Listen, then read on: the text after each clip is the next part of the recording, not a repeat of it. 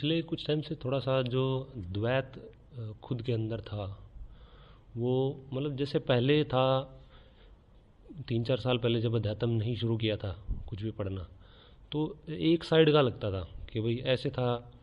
भाई 10th class की बात है, जैसे कि भाई 90% मार्क्स एक्सपेक्ट कर रहा हूँ, आ रहे हैं 85, कोई बात नहीं। वो एक साइड का था, जो मिलना था वो कम मिल रहा था। जैसे अध्यात्म वगैरह पढ़ना शुरू किया तो ये दोनों चीज़ें अपोजिट साइड में बैठने लगी बिल्कुल। जैसे ये काम करूं या ना करूं, अभी बिल्कुल ये गैप बढ़ गया पूरा पूरा पूरा। और ये पिछले 3-4 साल में कुछ बड़े डिसीजंस में 3-4 बार ऐसा हो गया। अभी धीरे धीरे मतलब ऐसा लग रहा है कि इससे इसमें कुछ आनी जानी नहीं, इसमें सिर्फ टाइम ही खराब होगा, इससे कुछ निकलना नहीं मेरा यहाँ से। अभी जैसे आपने कहा कि कुछ कर्म दिखा आपने, कुछ कुछ संतों में कुछ बैठता है नहीं बैठता है, कुछ कर्म दिखा आपने। तो बस इसी इसी बारे में थोड़ा सा मार्गदर्शन करें। सवाल को और साफ करो अपने लिए।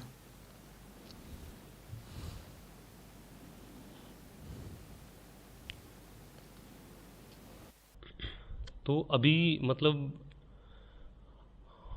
मतलब ऐसा ऐसा चल रहा है कि अभी इसमें नहीं फंसना, ये ना इधर उधर की लड़ाई में कि उधर इधर नहीं बैठना। ये नहीं करना कि भाई अब ये नौकरी करूं कि ना करूं, अब इसमें अब ये धंधा करूं कि ना करूं, मतलब इसमें इसमें नहीं फंसना चाहता। अब चाहता हूं कि थोड़ा मतलब इसमें मुझे लग नहीं रहा, इसमें कुछ आनी जानी नहीं लग रही मुझे। अब लग रहा कहीं कहीं बैठता हूँ अब तो, अब बैठ के देखता हूँ कहीं, जैसे आपके पास है यहाँ, यहाँ बैठता हूँ फिर। तो यही चाह रहा हूँ मैं। अच्छा है, कहीं दुविधा है? अभी तो ऐसा लग रहा है कि शायद आपके पास बैठूंगा तो क्या अब तक मतलब निकल जाएंगे धीरे धीरे। बात क्या है पूरी,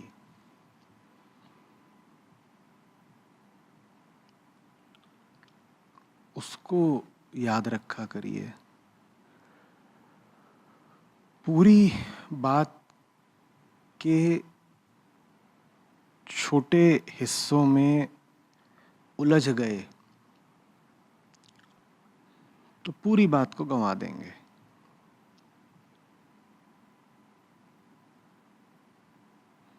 ये छोटा हिस्सा है, ये हिस्सा तो है पूरे का ही। ये जो छोटा हिस्सा है ये है तो हिस्सा पूरे का ही, पर जो छोटे में लिप्त हो गया, छोटे में ही खो गया, वो पूरे को गंवा देगा।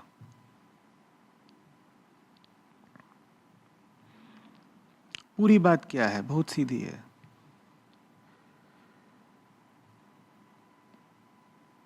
जीने के 10-20, हद से हद किसी के 30-40 साल और बचे हैं। और ये बहुत ज़्यादा होते नहीं, क्योंकि इतने तो आप जी ही चुके हैं ना। जितनी जिंदगी जी चुके हैं, ये देखा है कैसे पलक झपकते बीती है? गौर किया?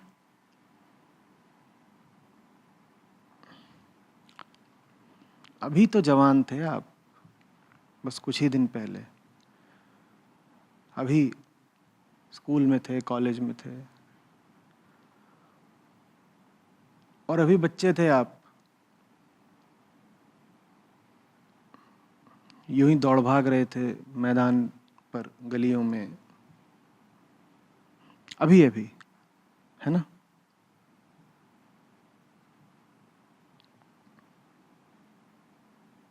और अचानक आप पाते हैं कि आप 30 के हैं, 40 के हैं, 50 के हैं, 60 के हैं।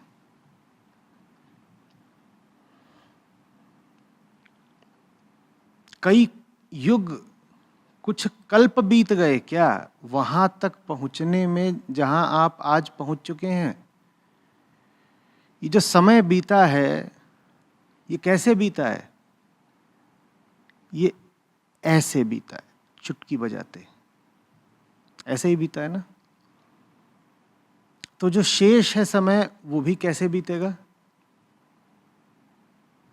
कैसे बीतेगा? देखिए, अभी पैदा हुए थे आप, बहुत पीछे की बात नहीं है वो। और अगर पैदा होने का क्षण बहुत पीछे की बात नहीं है, तो चिता पर लेटने का क्षण भी बहुत आगे की बात नहीं है, यह है। देखिए, अभी आप पैदा हुए थे, देखिए अभी अर्थी उठ रही है, देखिए अभी चिता को अग्नि दी जा रही है, बहुत आगे की बात है। सीमित है ना समय, एकदम सीमित है।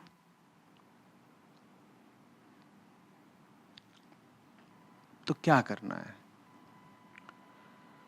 भूल मत करो,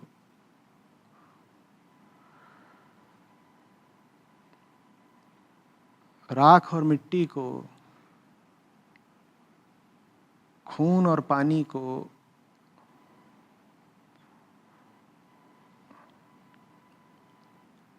हड्डी मांस को, आत्मा का दर्जा मत दो। आत्मा अमर होगी, नहीं मिटती होगी।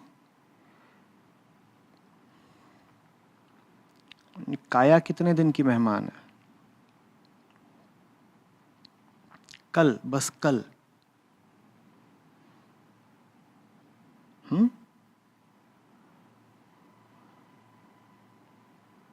तुम नहीं रहोगे।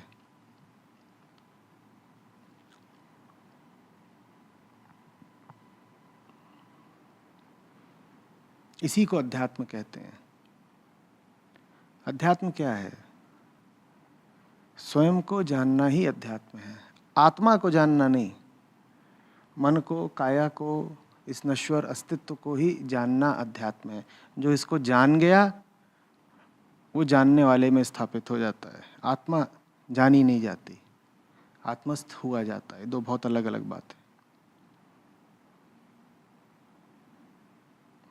आत्मज्ञ होना असंभव है, आत्मस्थ होना संभव है। तो अध्यात्म पूरा यही है, जानना कि कल नहीं रहोगे। अब क्या करना है इस एक पल का?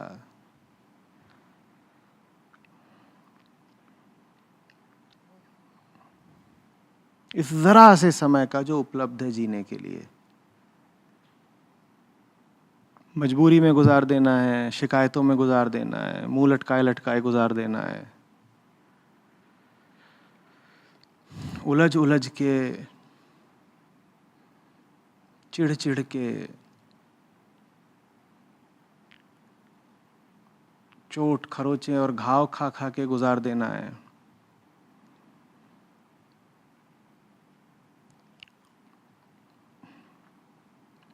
या कुछ और उद्देश्य हो सकता है समय का, जीवन का।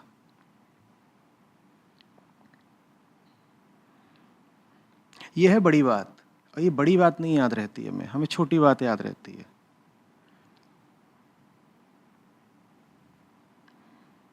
छोटी बात ऐसी कि गाड़ी का इंश्योरेंस करा लें, आज सुबह नाश्ते पर पत्नी ने क्या कह दिया,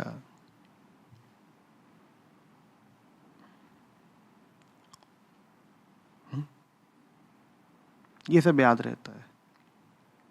ये सब जीवन के क्षुद्र हिस्से हैं, ये जीवन नहीं है।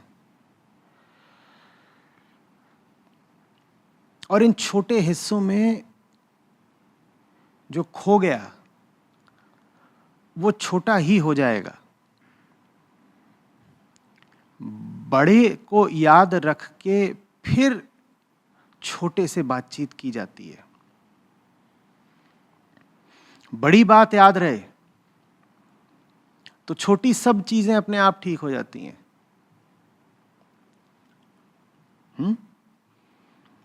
पर छोटा महत्वपूर्ण हो गया, इतना ज्यादा कि छोटे का ही नशा हो गया, और बड़े की कोई स्मृति ही नहीं,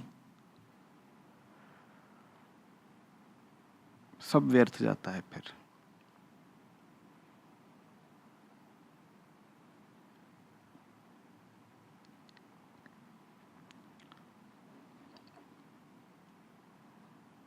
मंजिल याद हो तो व्यक्ति बड़ी आसानी से तय कर लेता है कि रास्ते में जो दोराहे तिराहे चौराहे आ रहे हैं उनमें कैसे निर्णय लेने हैं। ठीक, मंजिल अगर पता हो तो रास्ते की सब बाधाएं झेलने योग्य हो जाती हैं और व्यक्ति भी इस योग्य हो जाता है कि उन्हें झेल ले, क्योंकि तुम्हें मंजिल का पता है। तुम जानते हो कि बड़ी बात क्या है, तो छोटी सब बातें तुम सह जाओगे मुस्कुरा के, और छोटे तुम्हारे सब निर्णय आसान हो जाएंगे बिना द्वंद्व के।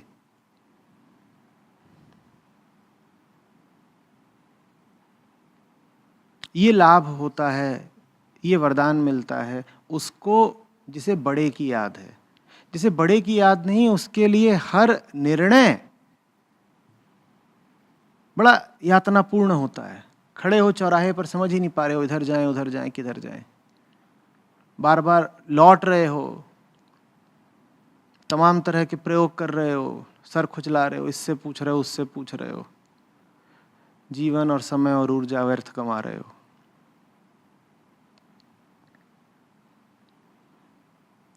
कभी देखा है 300-400 किलोमीटर की यात्रा पर जाओ और खुद ही चला रहे हो गाड़ी, रास्ते में कितनी संभावनाएं आती हैं। सैकड़ों तो दुकानें आती हैं, किसी पर भी रुक सकते हो या नहीं। न जाने कितनी गलियां, कितने मोड़ आते हैं, कहीं भी मुड़ सकते हो कि नहीं।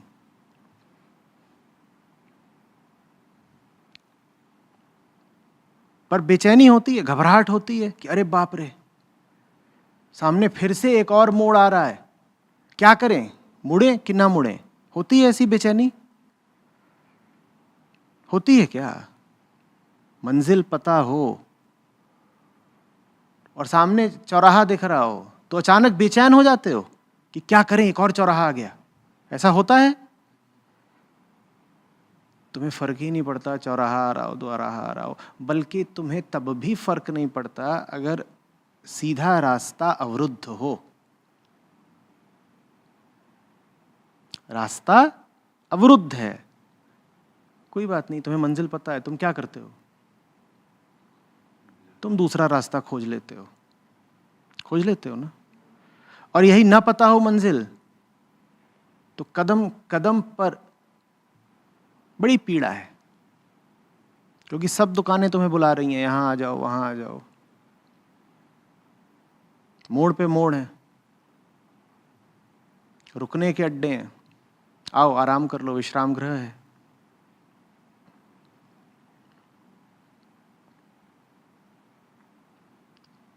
देख रहे हो दोनों तरफ से कैसे मारे जा रहे हो। पहली बात, जितने भी तुमको रास्ते में अवसर मिल रहे हैं वो सब तुम्हारे लिए बड़े दर्द का कारण बन जा रहे हैं, क्योंकि तुम्हें मालूम ही नहीं कि उन अवसरों का करना क्या है। रास्ते की हर दुकान क्या है? एक अवसर। हर ढाबा, हर होटल क्या है? एक अवसर। कि रुक जाएं कि ना रुकें। तो रास्ते में जो कुछ भी है वो तुम्हारे लिए क्या बन गया? वेदना का कारण। तुम्हें पता ही नहीं उसका करें क्या। ये पहली चोट है। और दूसरी तरफ से क्या चोट पड़ रही है? इधर उधर रुक करके, गलत राहों को चुन करके समय गंवा रहे हो। दोनों तरफ से मारे गए ना, ये की हालत है। वो दोनों तरफ से चोट खा रहा है। माया मिली न राम, मंजिल पर तो पहुंच ही नहीं पा रहा तो राम से चूका। और माया भी उसे कोई सुख नहीं दे रही है, उसे लगातार नचा रही है। वो रास्ते पर ही लट्टू की तरह नाच रहा है। ये हम सब की कहानी है ना?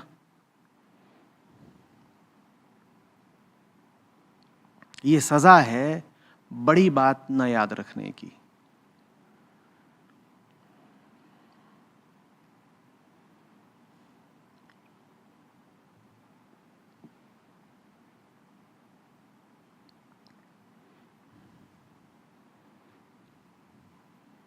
बड़ी बात याद न रखना अपनी सजा आप है। जिसे बड़ी बात नहीं याद है वो छोटी बात में उलझेगा।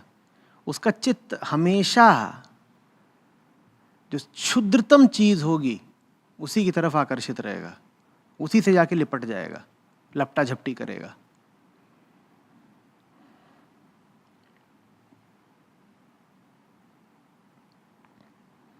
छोटी छोटी चालें, चालाकियां,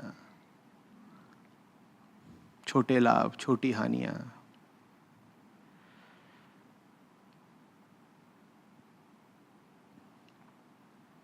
और ये सब बड़े उलझाऊ होते हैं। इनमें उलझ जाओ, समय कैसे बीतेगा तुम्हें पता नहीं चलेगा।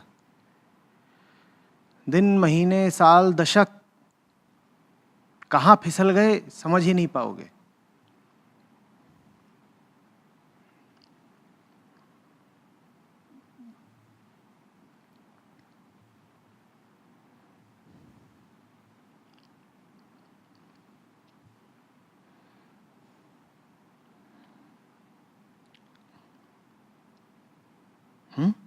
तुम्हारे पास एक 100 का नोट भी होता है तो थोड़ा तो ख्याल करते हो ना कि खर्च कहाँ कर रहा हूं।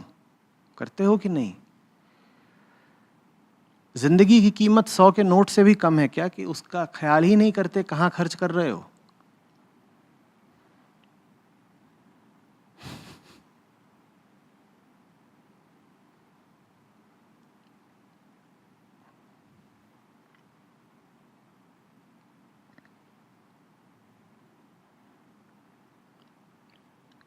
क्या किया आज 3 घंटे? क्यों किया? क्यों खर्च कर रहे हो अपना समय वहां जहां कर रहे हो? कोई कारण तो बताओ। जहां अपना समय रोज लगा रहे हो वहां क्यों लगा रहे हो? भाई तुम्हारे पास बस इतना सा ही समय है और उसे तुम रोज कहीं पर व्यय कर रहे हो। क्यों?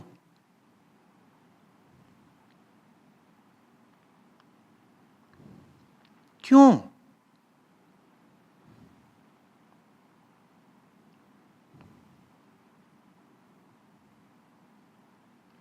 कुछ उत्तर दीजिए। क्यों? पैसा क्या करोगे उसका?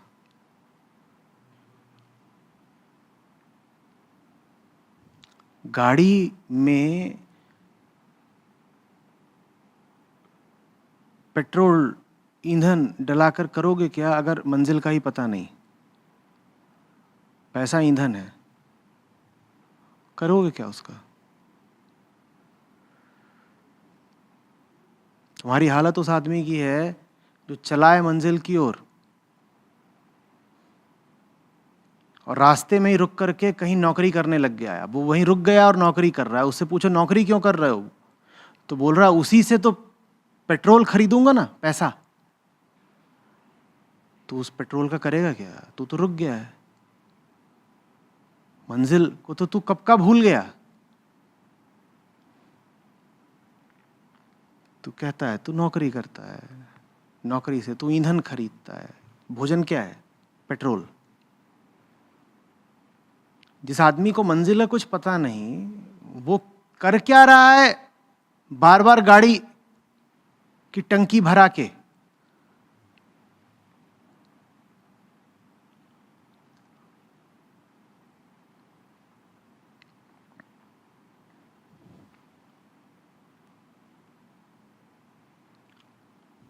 शहर के चक्कर काटते हो।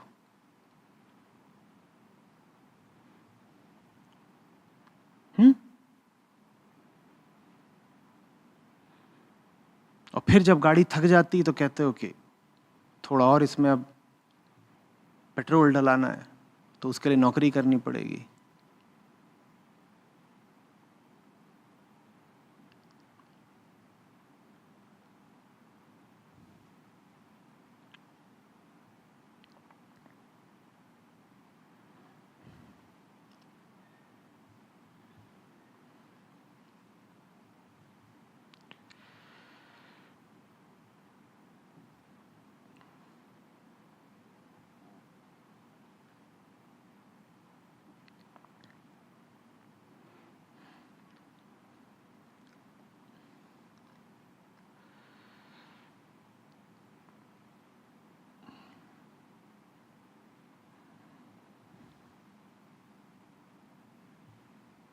बरसाती कीड़े का सा है आदमी का जीवन, ऐसे बीत जाता है।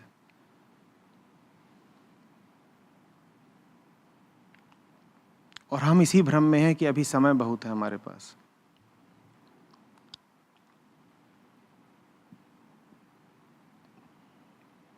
जब समय लगता है कि बहुत है, करीब करीब यही भाव रहता है कि हम तो अभी चलेंगे। अहम अपने आप को आत्मा ही मानता है ना, अहम अपने आप को सत्य ही मानता है, सत्य माने आत्मा। जब अपने आप को आत्मा मानता है तो अपने आप को अमर भी मानता है। तो भाव हमें यही रहता है कि हम अभी चलेंगे, अमर जैसे ही हैं। और जहां ये भाव आया कि हम अभी चलेंगे, तहां तुम समय का सम्मान करना छोड़ देते हो। जहां ये भाव आया कि हम तो अभी चलेंगे, हम ही आत्मा हैं, हम ही अमर हैं, तहां तुम समय व्यर्थ करना शुरू कर देते हो।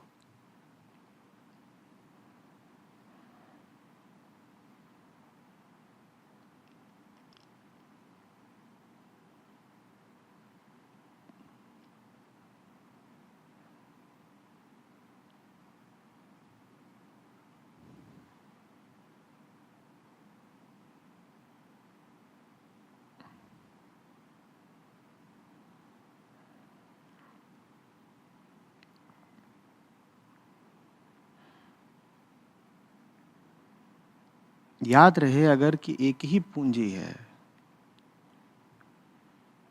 और वो हाथों से फिसलती जा रही है, तो कैसे वो सब कुछ कर पाओगे जो करते हो रोज?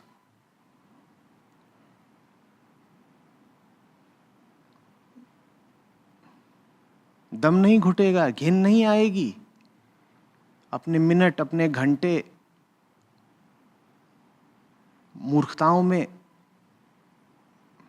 बर्बाद करते हुए?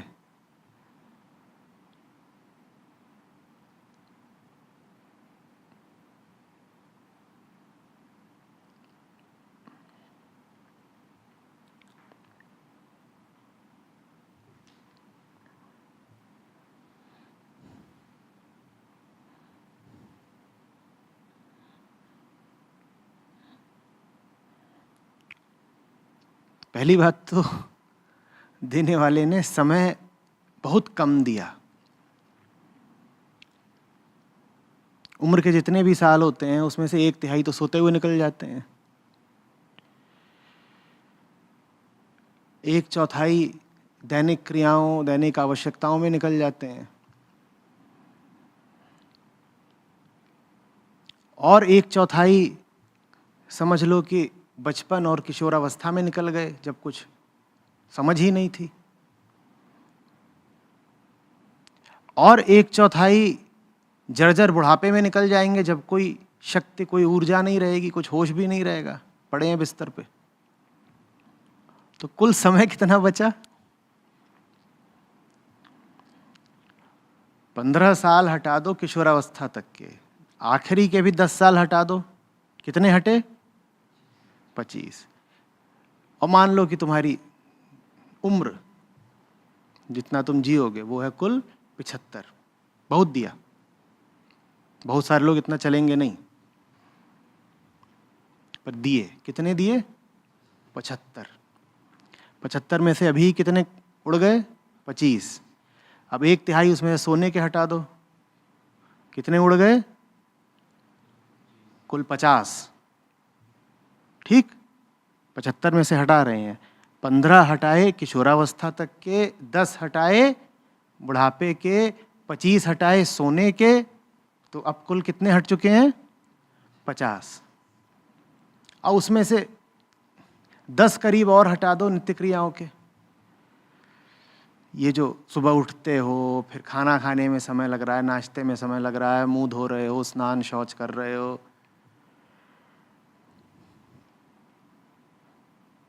जी रहे हो, तो कुछ कमाना भी पड़ेगा, उसमें भी कुछ तो न्यूनतम समय लगाओगे ही।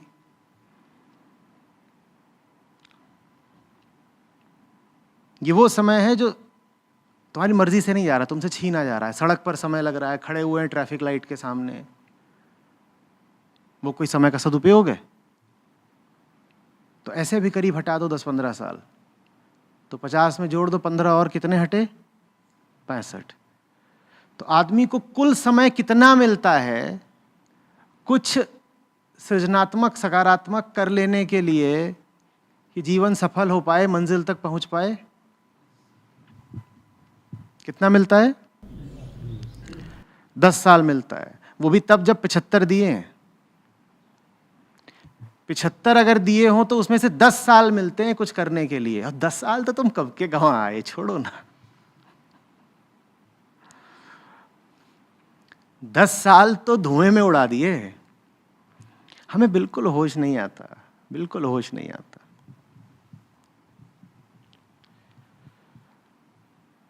देने वाले ने कुल 10 साल दिए हैं होश के और ऊर्जा के, कि कुछ कर सकते हो तो कर लो। होश किस चीज ने ढक लिया? कभी काम वासना ने, कभी ईर्ष्या ने, कभी पैसे ने, और ऊर्जा कहाँ चली गई? इन्हीं चीजों में। कभी दुकान चलाने में, कभी घरेलू पचपच में, कभी औरतों के पीछे भागने में, कभी आदमी के पीछे भागने में।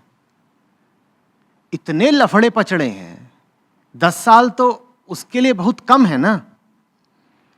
हमने जो 65 साल गिने थे उसमें लफड़ों के लिए साल गिने थे क्या अभी तक? 75 में से अभी साल हमने कितने हटाए थे? 25 सोने के, 15 बचपने के, 10 बुढ़ापे के और 15 नित्य क्रियाओं के। उसमें अभी हमने प्रपंचों के साल तो हटाए ही नहीं थे, हटाए थे?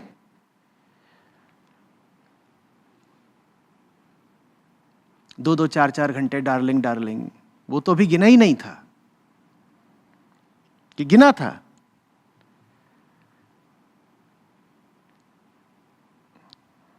गिना था।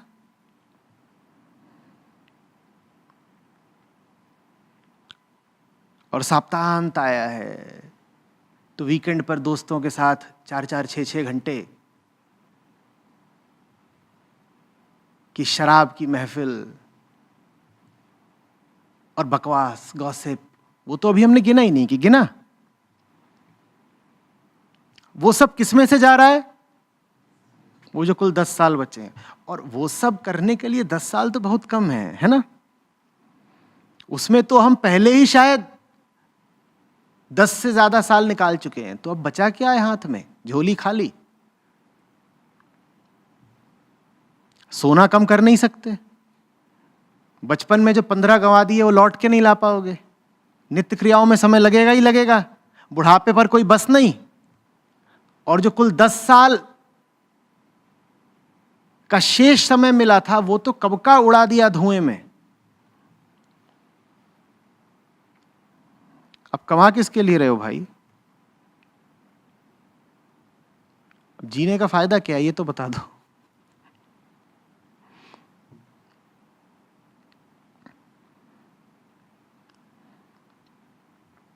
इसको मैं कहता हूं बड़ी बात, बिग पिक्चर।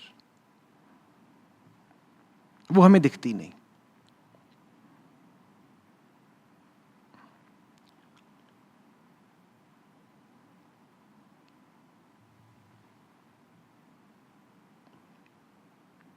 साधक में मेरी दृष्टि में एक हड़बड़ाहट होनी चाहिए।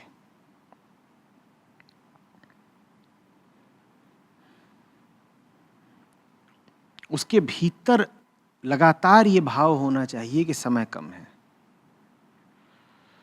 वो उपलब्ध नहीं होना चाहिए जीवन का एक क्षण भी व्यर्थ गंवाने को।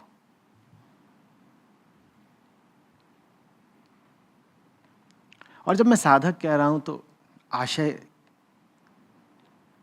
न सफेद रंग से लगा लेना, न भगवे रंग से लगा लेना,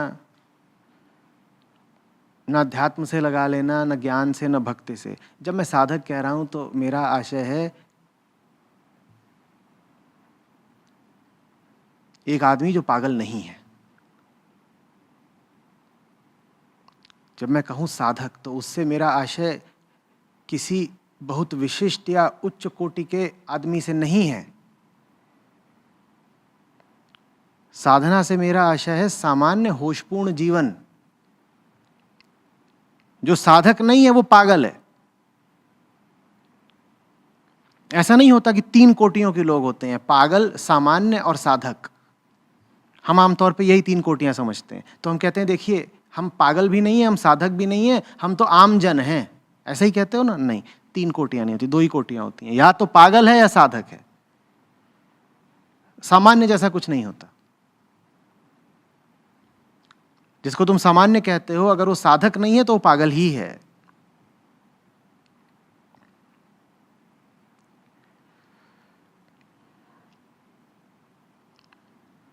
साधक में मैं कह रहा हूं एक जल्दबाजी होनी चाहिए। इस जल्दबाजी का संबंध वियोग से है। जो मंजिल से दूर है उसमें सब्र तो बहुत होना चाहिए, लेकिन साथ ही साथ दूरी की पीड़ा भी। दूरी की जब पीड़ा है तो वो कहेगा मंजिल जितनी जल्दी मिले उतना अच्छा। वो बार बार कहेगा मंजिल चाहिए, मंजिल चाहिए, कम से कम समय में चाहिए। हाँ, समय लगेगा जितना भी, उसके लिए हम तैयार हैं। ये बात सब्र की और धैर्य की हुई। समय जितना भी लगेगा उसके लिए हम तैयार तो हैं, पर इच्छा हमारी यही है कि समय कम से कम लगे। इन दोनों बातों को एक साथ समझिएगा। साधना में धीरज और अधीरता दोनों एक साथ चाहिए। धीरज चाहिए कि जितना भी समय लगेगा हम अडिग रहेंगे। समय ज्यादा लग रहा होगा तो हम टूट नहीं जाएंगे। कितना भी समय लगेगा हम बर्दाश्त करेंगे। और उसमें अधैर्य भी होना चाहिए कि पीड़ा बहुत होती है मंजिल से दूर रहने पर। तो जितना कम समय लगे मंजिल पहुंचने में उतना अच्छा। अगर आप में वो अधैर्य है, अगर आप में वो तत्परता है, अगर आप में वो शीघ्रता है, तो आप समय गंवा कैसे दोगे? आप कैसे कह दोगे कि ये धंधा करना और वो धंधा करना है और इस मसले में उलझना है और उस टंटे में लिप्त रहना है, और इसने ये कह दिया और उसने ये कह दिया, और ये अच्छा है और वो बुरा है, वही रोज की किचकिच मचमच। ये सब कर कैसे लोगे?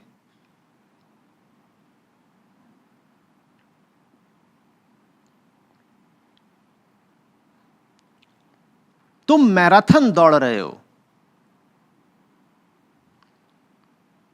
मैराथन दौड़ना कई मायनों में 100 मीटर, 200, 400 मीटर दौड़ने से ज्यादा मुश्किल है। कैसे? पहली बात तो दूरी बहुत लंबी है, और दूसरी बात प्रतिस्पर्धा है, तो तुम्हें कम से कम समय में पहुंचना है। तुमने ज्यादा समय लगाया तो हार गए। तो पहली बात लंबी दूरी, धीरज चाहिए ना। लंबी दूरी तय करने के लिए क्या चाहिए? धीरज। दूसरी बात प्रतिस्पर्धा भी है, तो समय कम से कम लगना चाहिए। तो अधैर्य भी चाहिए, जल्दबाजी भी चाहिए। यही नहीं कह सकते कि लंबी दूरी है, धैर्य रखो, हम पहुंच जाएंगे 2-4 दिन में। तुम 2-4 दिन में पहुंचोगे तो हार गए खेल। जीवन को मैराथन समझो। दूरी बहुत लंबी भी है और समय भी कम से कम लगना चाहिए, क्योंकि प्रतिस्पर्धी हैं तुम। बहुत सारे प्रतिस्पर्धी नहीं है, एक ही है, उसका नाम है मौत। मंजिल पर तुम पहले पहुंचते हो या मौत पहले पहुंच के जीत जाती है? तुम मंजिल पर पहुंचे या मौत तुम तक पहुंची? कौन पहले पहुंचा, सारा खेल इसी बात का है।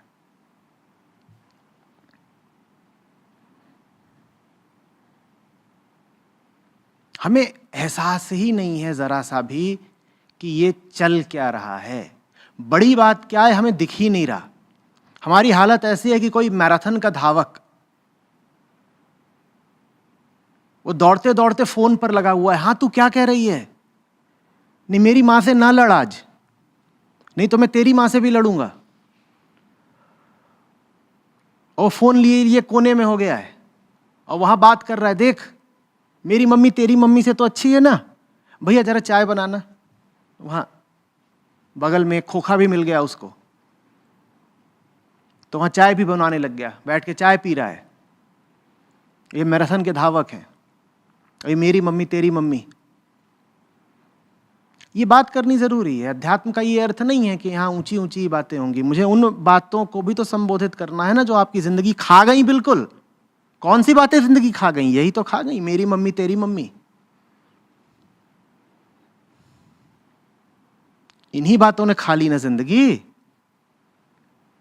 कोई माया नाम की शक्ति तो नहीं आई थी आपको तबाह करने की? आई थी किसी दिन? आई हो तो बताओ कि 27 सितंबर 2014 को माया आई थी। माया तो नहीं आती। जिंदगी को कौन खा गया? साफ सुथरी तत्सम भाषा में तो शब्द भी नहीं है उसके लिए जो खा गया जिंदगी को। उसके लिए तो मैं यही कह सकता हूं, लफड़े पचड़े टंटे झगड़े, यही खा गए ना। काहे में फंसे हुए हैं? एक नया लफड़ा शुरू किया है जनाब ने। दोस्तियां यारियां, उसके बाद दोस्त पैसे लेके भाग गया, दिल टूट गया। यही चल रहा है ना। और याद ही नहीं कि तुम हो कौन। तुम मैराथन के धावक हो भाई। न जीतने की सजा क्या है? मौत ही नहीं। मौत तो सबको आती है। अतृप्त मौत, बिलखती हुई मौत, हारी हुई मौत, क्षमा कीजिएगा, कुत्ते की मौत।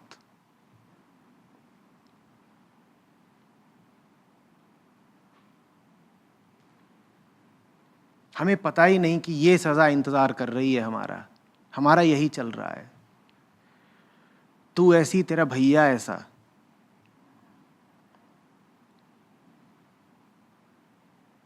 फोन दिखा जरा, क्या है तेरे व्हाट्सएप में?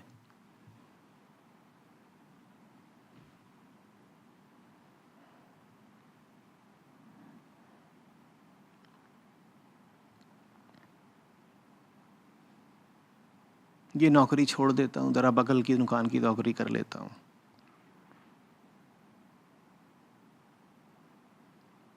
इससे बड़ा कोई मुद्दा है जीवन में?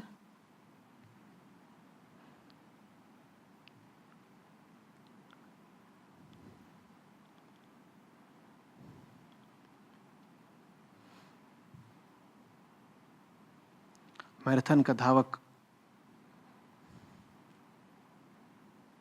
दौड़ते दौड़ते मुड़ गया एक गली में। वहां जाके बैठ गया है पिंटू समोसे वाले के यहाँ।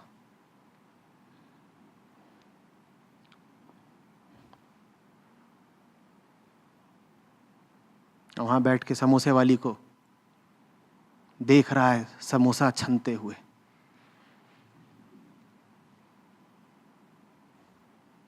मुस्कुरा क्या रहे हो? जिंदगी इन्हीं बातों में गई है और जा रही है। और क्या किया है जीवन भर? सार बताओ जीवन का। क्या किया है? क्या हासिल किया है? कहोगे नौकरी करी है। किस लिए? पेट चलाने के लिए। जो खाया भीतर वो या तो मांस बन गया या मल। ये पूरे जीवन की उपलब्धि है कि तुमने मांस पैदा किया और मल पैदा किया है? बताओ ना, और क्या किया है? सबका एक नाम है, मांस मल। मुझे बताओ पूरे जीवन में क्या है जो खड़ा करा तुमने, जिसको जन्म दिया तुमने, जो तुम्हारे जीवन का उत्कर्ष कहलाए, आभा कहलाए, और क्या है? मांस और मल। और इसी में पूरी व्यस्तता है। नौकरी करने जा रहे हैं, करोगे क्या उसका? खाएंगे, तरह तरह से खाएंगे, मुंह से भी खाएंगे, आंख से खाएंगे, कान से खाएंगे, हर तरह से भोग करेंगे।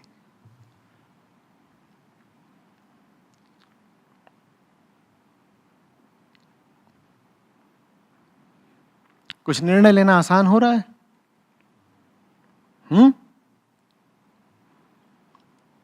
बड़ी बात दिखाई देती है तो निर्णय लेना आसान हो जाता है ना। बिल्कुल। कश्मीर से कन्याकुमारी भी जा रहे हो, अगर साफ पता है कि कहां को पहुंचना है तो रास्ते चुनना बहुत मुश्किल रहेगा क्या? बोलो।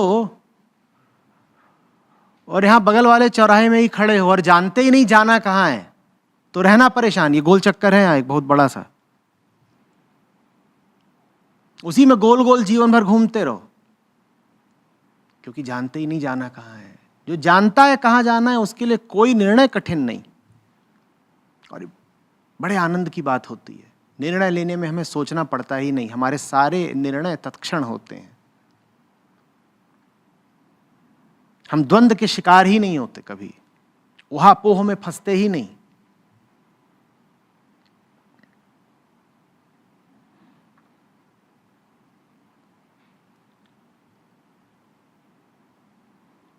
एक जिंदगी एक मंजिल,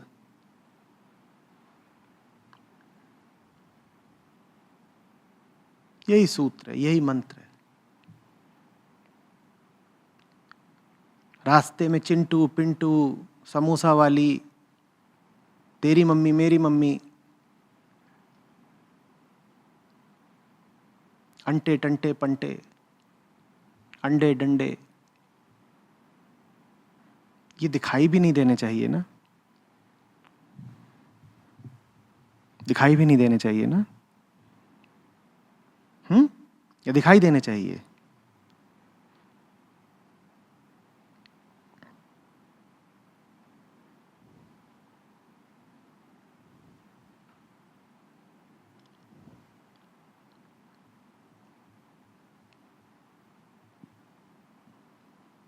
जानते हो, आदमी अकेला जीव है जो काम करता है, और उसे काम करना पड़ेगा। कोई पशु काम नहीं करता, वो क्रियाएं करते हैं। पशु क्या करते हैं? क्रियाएं, कर्म नहीं करते। कर्म का सिद्धांत पशुओं पर लागू ही नहीं होता। पशुओं के पास क्या होती हैं? सिर्फ क्रियाएं। मनुष्य के पास क्या होता है? कर्म। आदमी काम करता है। आदमी काम इसलिए करता है क्योंकि आदमी को सिर्फ पेट नहीं चलाना है, आदमी को कुछ और चाहिए। पर अधिकांश लोग काम के नाम पर सिर्फ पेट चलाते हैं, और धिक्कार है ऐसी जिंदगी पर जो पेट के लिए जी जा रही है। चाहे अपना पेट हो, चाहे दूसरे का पेट हो। चाहे ये कहो कि अपने पेट के लिए मैं दिन भर खटता हूं, चाहे ये कहो कि अपने और बीवी बच्चों के पेट के लिए दिन भर खटता हूं। धिक्कार है।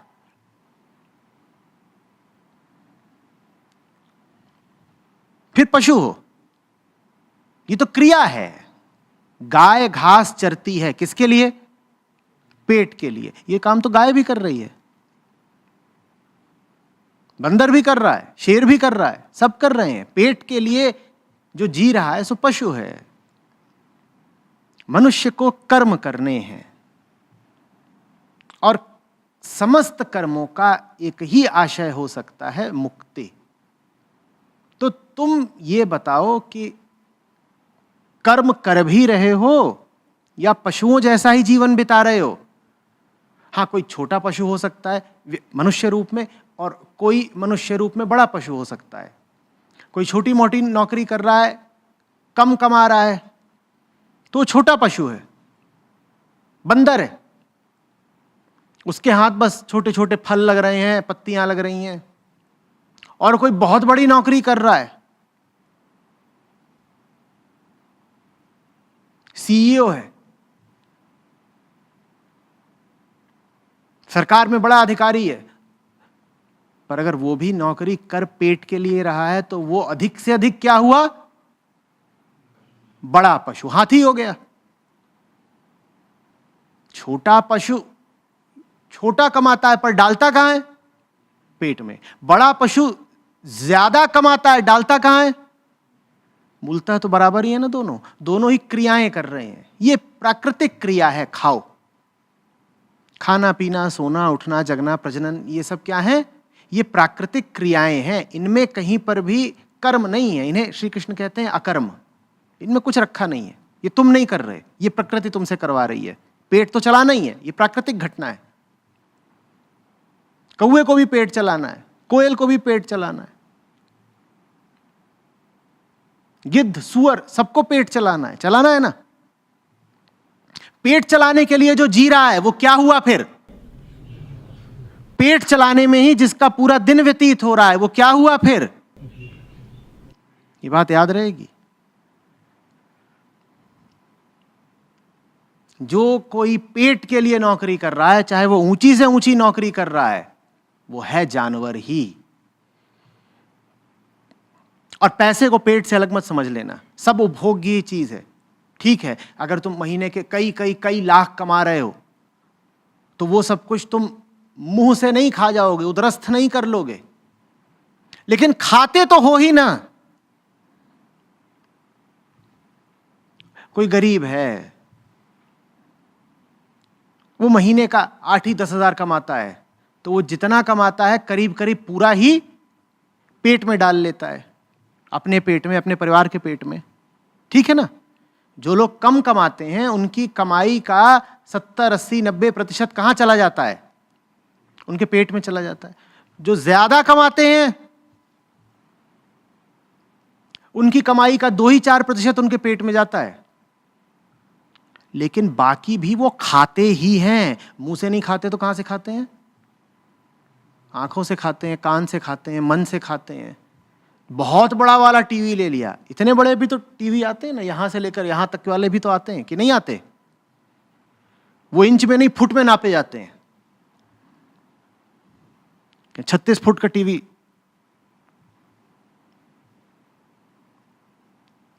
वो टीवी क्या कर रहे हो? खा ही तो रहे हो। कहां से खा रहे हो? आंख से और कान से खा रहे हो। खा ही तो रहे हो, बड़े जानवर ही तो हो। पूरी जिंदगी काहे में जा रही है? खाने में जा रही है। लो, चर रहा है वहां बाहर बैल। बैल क्या कर रहा है? चर रहा है, और बहुत सारा चर रहा है, कोई बात नहीं। खरगोश इतनी घास खाता है। हाथी, अरे बाप रे बाप, मन भर खाता है हाथी। चींटी इतना सा दाना पकड़ती है, पर मीठा उसे बहुत पसंद है। किसके लिए? पेट के लिए। हाथी को भी मीठा मीठा गन्ना बहुत पसंद है, पर चींटी और हाथी में कोई मौलिक अंतर है क्या? दोनों को मीठा पसंद है, किसके लिए? पेट के लिए।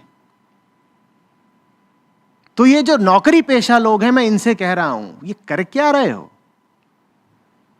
पशुओं से भी गए गुजरे हो। पशु तो वही कर रहे हैं जो करने के लिए वो निर्मित हैं। प्रकृति ने उनका निर्माण ही ऐसा करा है कि वो बस खाएंगे। और ये तुम क्या कर रहे हो? तुम तो इतने गए गुजरे हो कि जानवर हो और जानते भी नहीं कि जानवर हो। तुम अपने आप को न जाने क्या समझते हो। कहते हो हम तो फाइनेंस में काम करते हैं। तो ठीक है, तुम फाइनेंस में काम करने वाले जानवर हो। हम आईटी इंडस्ट्री में काम करते हैं, ठीक है। आईटी कंपनी के भीतर घूम रहे हैं बहुत सारे गाय, बैल, बकरे, सुअर। वो सब वहां पहुंचे किस लिए हैं? खाने को। और क्या करने पहुंचे हैं? उनके पास जीने के लिए कोई ऊंचा मकसद है पेट के अलावा? पेट से भूलना नहीं मेरा आशय है, उपभोग, पूरा पूरा कंजम्पशन। कंजम्पशन के अलावा तुम्हारी जिंदगी में कोई लक्ष्य है? कोई थीम है? कोई राग है? भोग के अलावा मुझे बताओ, तुम्हारे पास कोई वजह है जीने की? सपने भी है तुम्हारे जितने, उनके केंद्र पर क्या बैठा है? बोलना सही सही। भोग ही बैठा है ना। कल मैं और भोगूंगा, सारी तरक्की चाहते किस लिए हो? कल और भोगूंगा। बक बैल। नाम अपना बताते हैं, I am a strategy consultant. तो तरह तरह की भाषाएं बोलते हैं जानवर। कहने अंग्रेजी बोल दी। इतने कीड़े हैं, सबकी अलग अलग भाषा है। तू आंग्ल भाषा में काऊ काऊ कर रहा है, तो है तो तू जानवर ही ना, नर पशु।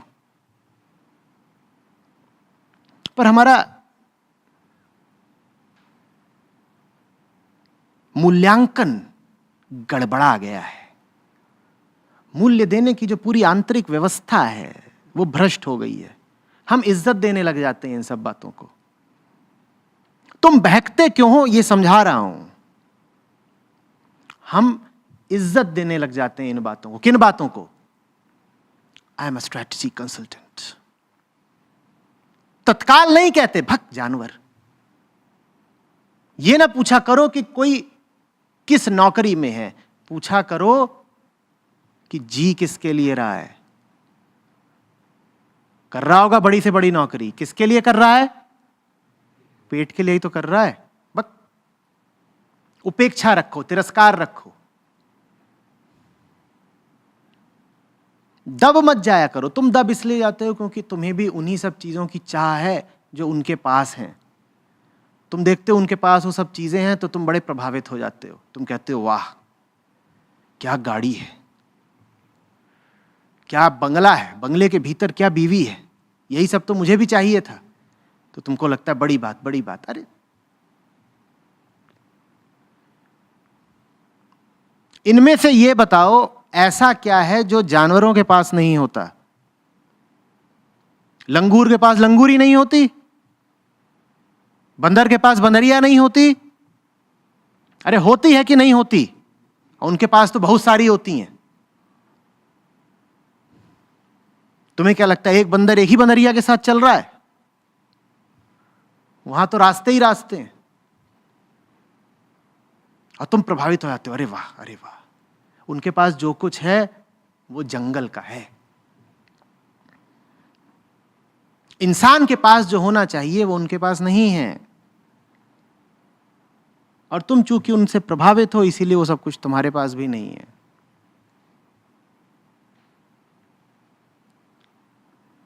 वो उन्हीं सब चीजों की आकांक्षा रख रहे हैं जिनके पीछे कोई पशु भी भागता है। बस पशुओं के तरीके बड़े आदिम होते हैं, बिल्कुल आद्यकालीन शुरुआती तरीके। आदमी के तरीके बदल गए हैं पर मंशा आदमी की भी वही है जो जानवर की है और जंगल की है। आदमी जंगल से बाहर आ गया है, जंगल आदमी के भीतर से अभी तक बाहर नहीं गया।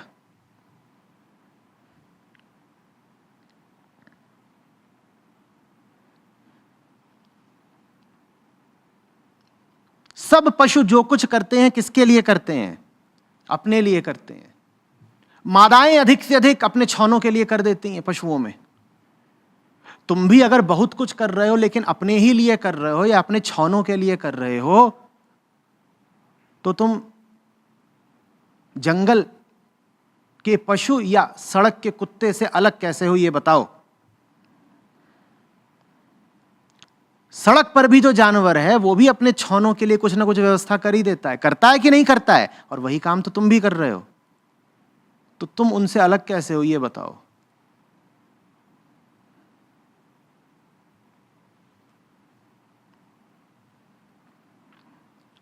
अपने लिए जीने पर तो पशुओं का एकाधिकार है ही, है या नहीं है?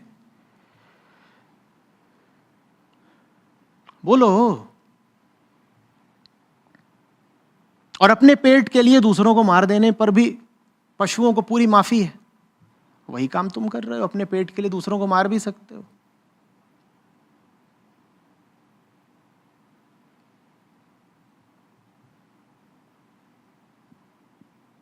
हां, पशु जब मारते हैं तो बात सीधी रहती है, साफ साफ दिख जाती है। मगर ने मुंह में मछली ली और दबा दी, खच, अब पानी में खून फैल गया, साफ दिख जाता है, काम हो गया।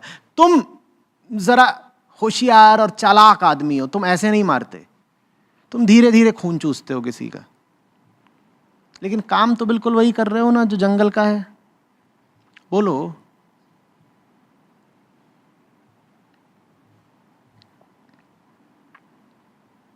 हम नर पशुओं के समाज में रह रहे हैं, हम नहीं जानते हम कौन हैं और हमें क्यों जीना चाहिए।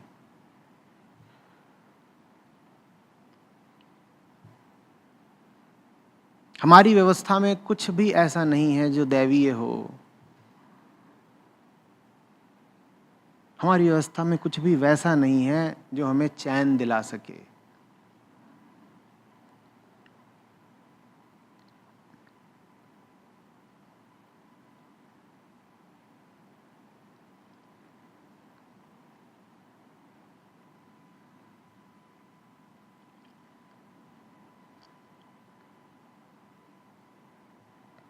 ये बात अगर समझ लो तो जीवन के सब निर्णय लेना बहुत आसान हो जाएगा।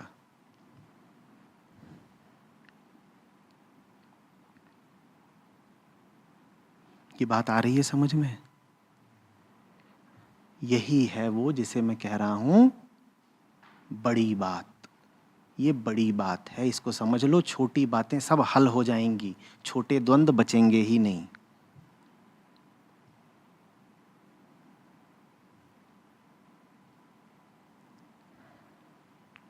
इंसान पैदा हुए हो, क्रिया नहीं कर्म करो। और हमारा पूरा दिन भरा हुआ है क्रियाओं से।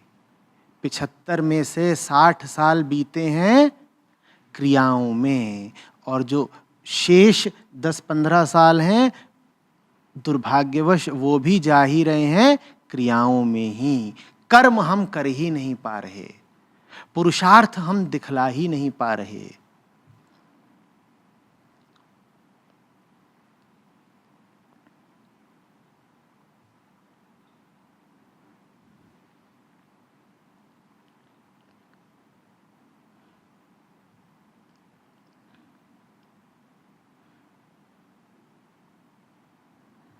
अब बात समझ में आ रही है साहब ने क्यों कहा था हीरा जन्म अमोल है, कौड़ी बदले जाए, रात गंवाई सोए के और दिवस गंवाया खाए। ये हमारी हालत है। ये उलाहना किसी बिल्ली या कुत्ते को दी जा सकती है? वो भी तो यही करते हैं, सोते हैं और खाते हैं, इसके अलावा कुछ करते हैं?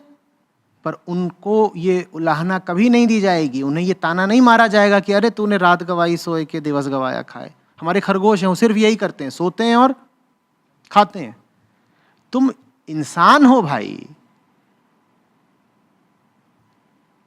उपभोग के लिए अगर जी रहे हो, उपभोक्ता ही बन गए हो, तुम्हारा जीवन बस कंज्यूम करने के लिए ही है अगर, तो छी।